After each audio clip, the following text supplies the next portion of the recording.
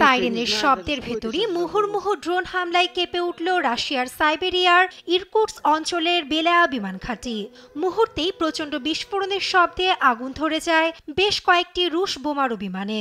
দেশটির নিরাপত্তা পরিষেবার দাবি, ইউক্রেনে একযোগ ড্রোন হামলায় ক্ষতিগ্রস্ত হয়েছে 40টিরও বেশি রুশ বিমান, যাকে রাশিয়ার বিমান ঘাঁটির ওপর এখন পর্যন্ত ইউক্রেনের সবচেয়ে দুঃসাহসিক অভিযান বলছে বিবিসি।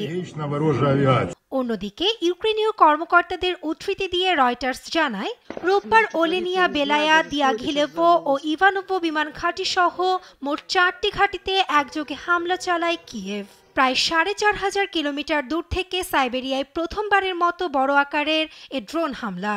বিষয়টি নিশ্চিত করেছেন সাইবেরিয়ান অঞ্চলের গভর্নর ইগোর কোভজেভ। জানান, ড্রোনগুলি একটি ছোট ট্রাক থেকে উৎক্ষেপণ করা হয়। ঝুঁকি মোকাবেলায় কার্যকর ব্যবস্থা গ্রহণের দাবি গভর্নরের।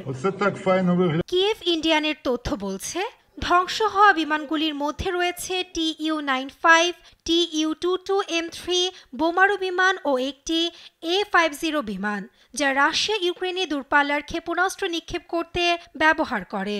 গণমাধ্যমের তথ্য মতে, এ হামলায় আনুমানিক ক্ষতি ছাড়িয়েছে $2 বিলিয়ন। এদিকে একই রাতে ইউক্রেনে রাশিয়া 472টি ড্রোন ও 7টি ব্যালিস্টিক ও ক্রুজ ক্ষেপণাস্ত্র ছুড়েছে বলে দাবি কিয়েভের। 385টি ড্রোন ভূপাতিতেরও দাবি জানায় দেশটি। সংঘাত বন্ধে যুক্তরাষ্ট্রের মধ্যস্থতায় চলা কূটনৈতিক প্রচেষ্টা সত্ত্বেও সাম্প্রতিক সপ্তাহগুলিতে পাল্টাপাল্টি হামলা বাড়িয়েছে দুই পক্ষই। এদিকে সোমবার ইস্তাম্বুলে রাশিয়া ও ইউক্রেন যখন পরবর্তী শান্তি আলোচনার জন্য প্রস্তুত, তার কয়েক ঘন্টা আগে এ ভয়ঙ্কর হামলায় আলোচনার সফলতা নিয়ে তৈরি হয়েছে শঙ্কা।